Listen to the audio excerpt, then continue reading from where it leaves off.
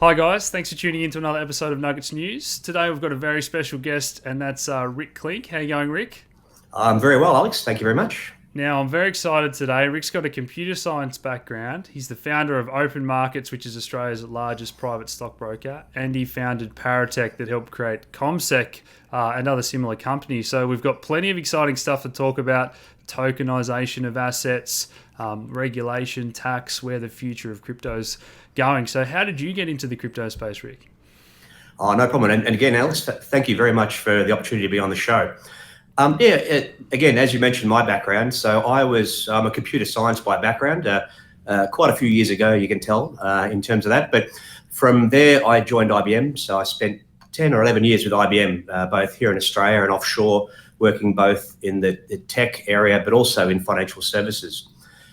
From there, I was traveling way too much and decided it's about time to do something else. So, as you mentioned, started PariTec, which is a software company where we literally write trading platforms, investment software, and exchange type software.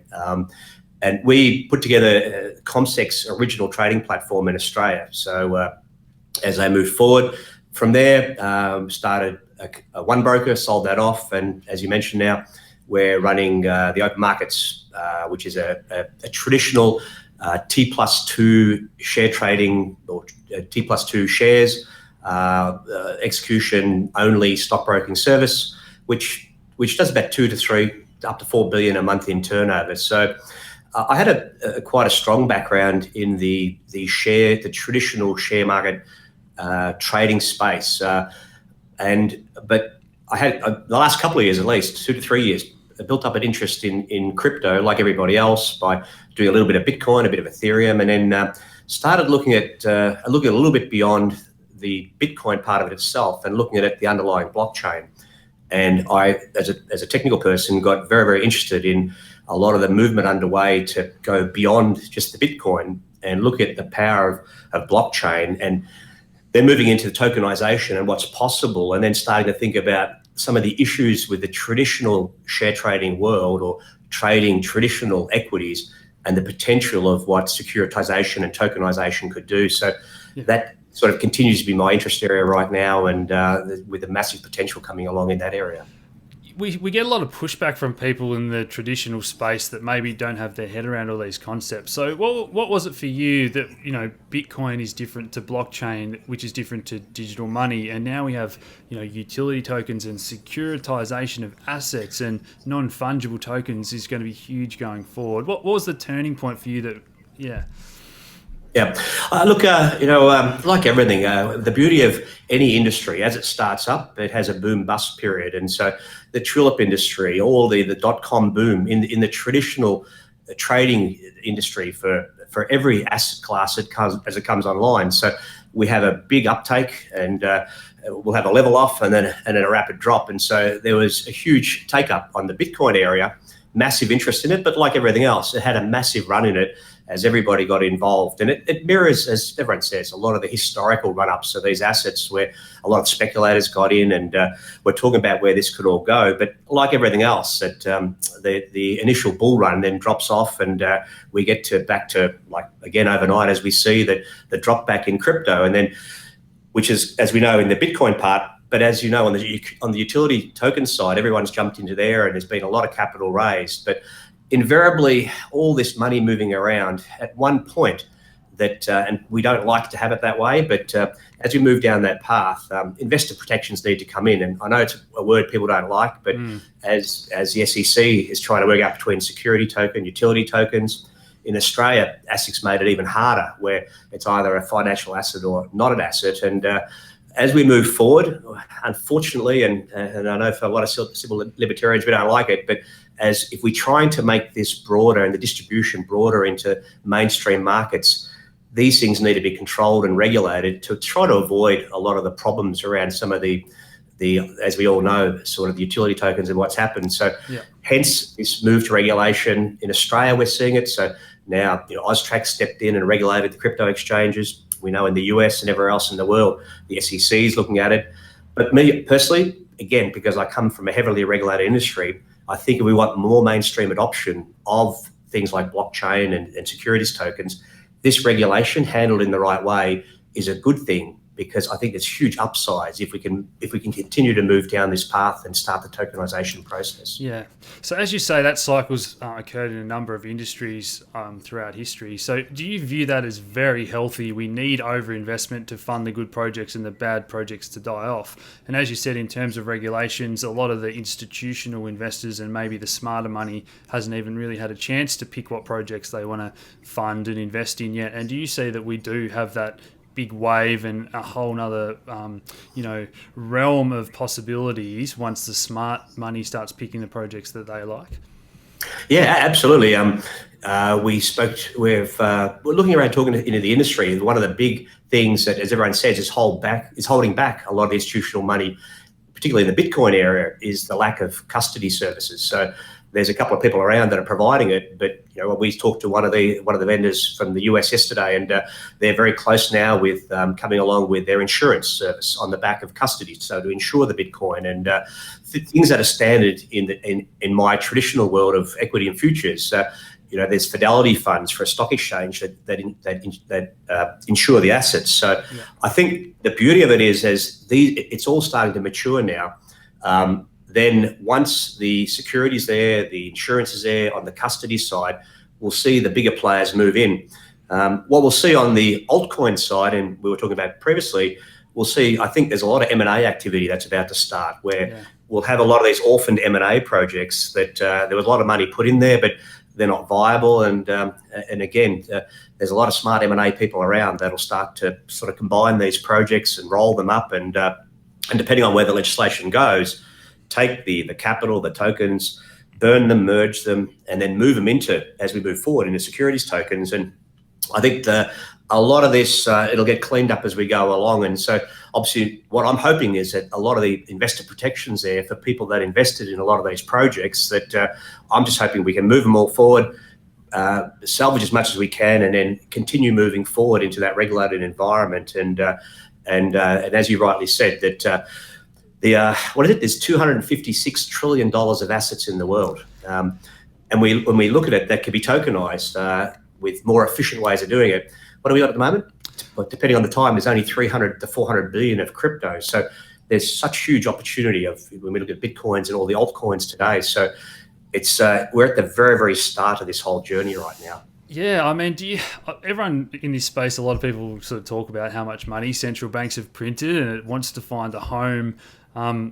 Do you agree that there's only a certain amount of money that can flow into that stock world? And, we see a lot of stocks trading on huge PEs, but do you agree there's a lot of money that wants a home? And, what's not to love about a new, emerging, exciting space that a lot of people think is the future? Yeah, it's a really good question. So when you think about it, and I come from the traditional stock world. We deal with that every day. And I'm the first to admit, it's extremely, extremely cumbersome. We can't settle for 2+ days the transaction. So we could settle in real time the actual physical share, but the cash generally takes a couple of days to move. And in a lot of cases, it's held up by central banks all around the world. But if you look at how cumbersome it is to issue shares, to provide registry services, custodial services, all these things are provided by very, very expensive providers all over the world, and they're extremely cumbersome. And to be honest, there's been hardly, and I hate to say this, but very little innovation in many, many years. And Australia is a great example. If you look at the cost of trading shares, it hasn't changed much. It's come down in terms of discounting and everything else, but the real innovation comes in because what are we trying to do here? Let's get back to basic principles.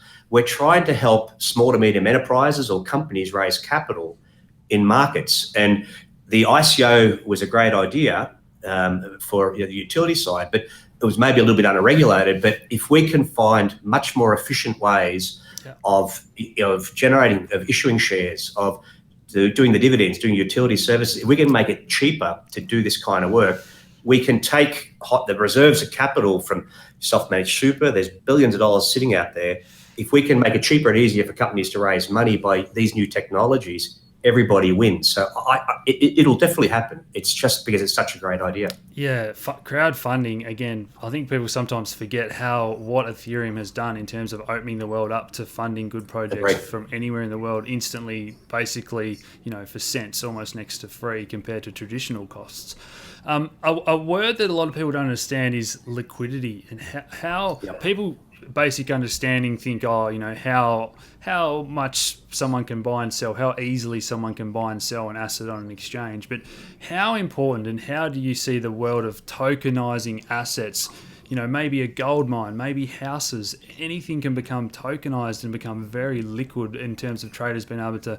Do you see that as an absolutely huge part going forward? Absolutely, liquidity is everything. It's you look at the liquidity, as you know, generally it'll be the amount of buyers there. We can narrow spread between the bid and an ask, and so we need in all these markets we need to make sure there is a market for buyers and sellers, that we can keep the spread as narrow as possible. You mentioned equity crowdfunding before. It's a good example that.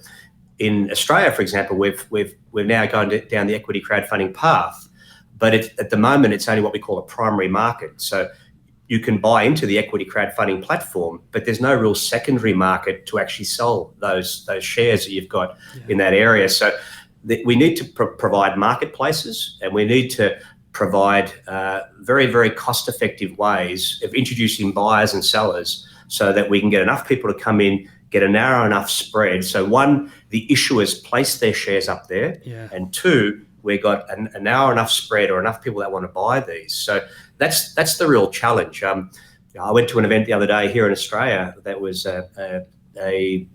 by an accounting firm where Austrac and everyone else was there, and apparently there's now 90 or nearly 100 applications in Australia for crypto exchanges in the current world. So we've got to be careful we don't pop up so many of these things, and then they're all spread all over the place, and we have no way of combining all the liquidity. Yeah, and a lot of the tech now is based on those protocols that are working behind the scenes, where hopefully exchanges will be able to contribute liquidity to each other to thicken those order books up, which is just fantastic to see, because it creates competition as well for fees and everything. So all feeds on itself.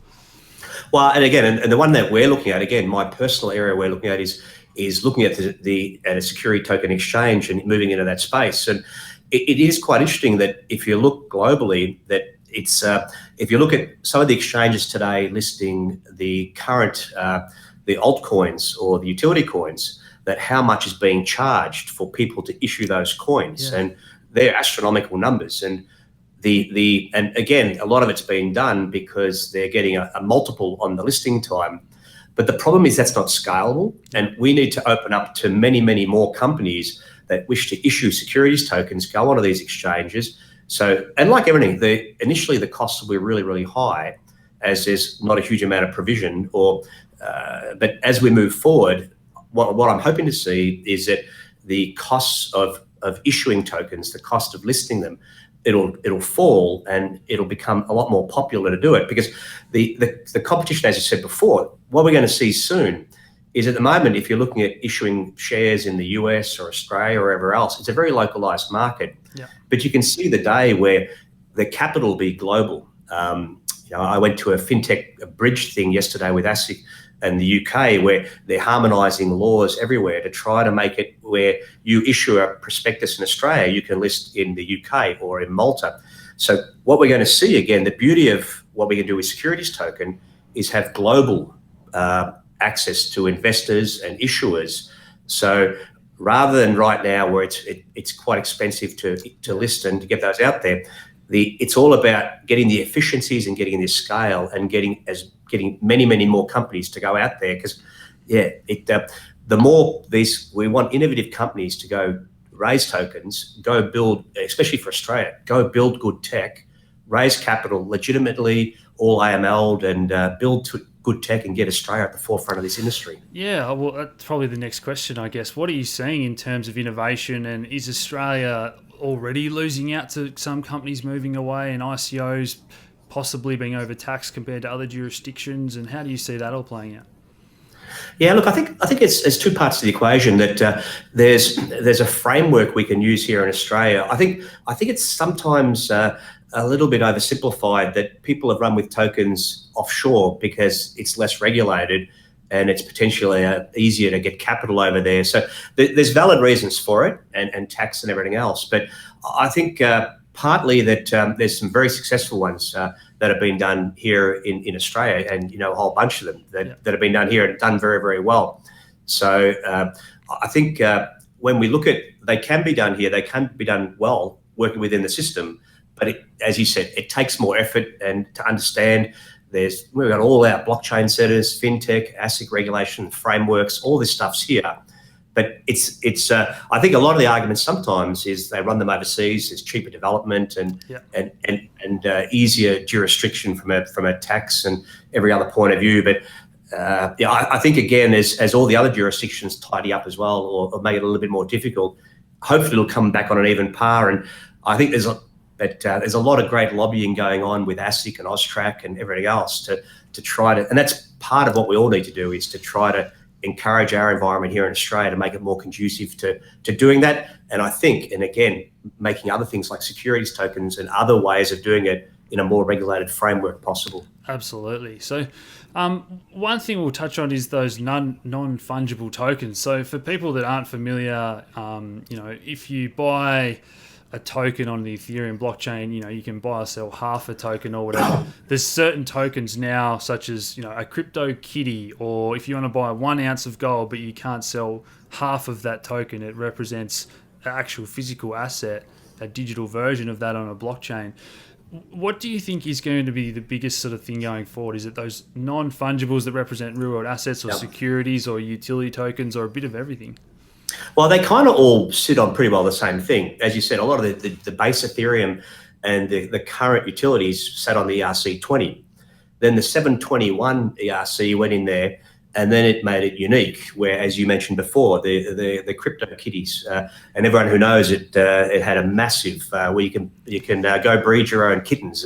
And there was a huge run. I think it was 20-30% of the Ethereum network when that product took off, and everyone jumped on board and then built the uniqueness into what was going on there. So we keep going from there. Then we have the next evolution was the ERC 884. That's the next step again, which in effect, it's a token that, for all intensive purposes, it is an ERC 20 based token that represents a Delaware share. So a Delaware US company share. So it's got to the point now where that same method, to take it to the next step of an 884, we literally can represent a share of a company with all the uniqueness, the ability to block share trading, to do dividends, to recover a share that's lost. And so you can see the Ethereum network, as the developers get smarter and smarter, add more to the smart contracts, that you can see how popular that'll be. And the crypto kitties was just such a great example of the uniqueness of these new tokens and what you can do with it, which just opens everyone's eyes to what's possible here. Yeah, absolutely. And for the people that are maybe beginners at home, that ERC20 just means it meets a set of criteria and standards for exchanges and protocols on top of Ethereum. But then we can add other standards, as in this isn't divisible, it represents something as well. So we can build in all these conditions, and this is exactly what Ethereum had in mind when it set out on its mission to make this smart contract world and digitizing things on this decentralized platform. So anything to add to that at all, Rick? Or? Yeah, absolutely. So the number I mentioned before, so there's roughly $256 trillion of assets out there. And these assets aren't generally, they're lots of things. It could be a painting, it could be a collectible car, or, as everyone says, a unique anim crypto kitten. It's what the idea is, that we need to get further and make it specific around a specific thing. Like you said, that a share in the physical world of share trading, it has to be unique. It's not divisible. A painting, it's very difficult to cut it up into 1,000 pieces and sell it off to people, a Monet. So as the developers take, as you mentioned, that base level of the Ethereum network and add more parts to the contract to represent more real world elements. In theory, the idea is that you can tokenize pretty well anything, and again with and then start building in much, much cheaper ways, as you said before, of listing them, of selling them, of having registers of them, like shares. And as you mentioned before, we're just at the start of this wave. So I think the Bitcoin and all the other waves have been huge, and the altcoins, but as now we get smarter and smarter and look at this, the power of what this is, and applying it to real world items, that's the real opportunity in this space.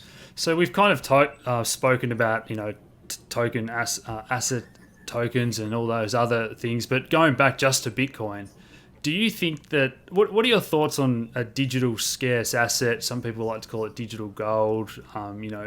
Do you have any thoughts on Bitcoin for investors going forward? It's funny. Again, we're in the traditional stockbroker we have here. We tend to get people calling up and do we do that, and do we trade shares? And it's interesting that most of it, and I'll answer your question in a roundabout way, but most of our clients here in Australia for the traditional share trading world are self-managed super, and as you well know, everyone knows there's about $800 or $700 billion in self-managed super, and these people want to invest for their future. They want to invest in self-managed super, and what they want to have is a diversified portfolio. So with any diversified portfolio, you want to spread your risk. And so to me, I look at it at a traditional, I hate to say it from a financial planning point of view, that I think absolutely that crypto is a legitimate asset class, and like anything else, should be part of a balanced portfolio. So there's, in your portfolio, you've got X amount of assets in Australia-based shares or international shares, but everybody should get involved, and in my opinion, and apply, again, based on their risk profile, money in that area. The bit that I'm always concerned about a little bit is when people are ringing in and over leveraging themselves into these kind of things with absolutely, where people have told them, and you'll get any number that, half the market will tell you that it'll be crypto, that Bitcoin will be 100,000 by the end of the year, and the other half tell you it'll be 1,000. So, like anything else, there's a small percentage that are trading it and can do very well out of it. But crypto, like anything else, should be just part of a balanced portfolio. And you can see in Australia, the self-managed super and financial planners, the great thing from my point of view is that there's demand now to actually, for clients to expose some of their net wealth into that area and put a foot in the water. And it's moving the industry forward, the accounting industry, the self-managed super admin. That's the best part of it, the regulatory side of it, that'll also introduce it. And as we all know, there's ETFs coming along and all the other bits and pieces. So part of a balanced portfolio is what I'd like to say is the answer to the question. Completely agree. As you said, those numbers are in the hundreds of billions just in Australia, let alone the trillions that we talk about of money that's looking for a home in the investment world, and having just a 1% or 5% as an uncorrelated asset means that Bitcoin is going to continue to grow, in my mind. It's been fantastic, Rick. We could talk all day, but any final thoughts, mate? No, well, not at all. But but thank you. I really, really appreciate it. No, but I think, like you said before, part of what we're trying to do is, as much as possible, is encourage people to move into this scene, understand more about it. That the whole drive towards where the crypto industry is going, and blockchain, and around Australia, for your Australian viewers, we've got plenty of the centres around Australia, the blockchain centres, and there's amazing development work going on, and at Stone and Chalks, everywhere else, where there's smart people in Australia building great crypto/blockchain products. So to people that haven't, get in there and have a look at some of the products on the marketplace there. And if anyone's interested in securities tokens and some of the work we're doing offshore in building a securities token exchange, anyone, definitely just get in touch with me. I'm happy to explain more about what we're doing in the background. Absolutely. I'll put all the links in the description below, guys. So thanks so much for joining us today, Rick. Terrific, Alex, and I appreciate it. And everyone have a great weekend, and hopefully it warms up a bit here in Melbourne. Thank you very much. Cheers, mate. See you guys. Thank you, bye.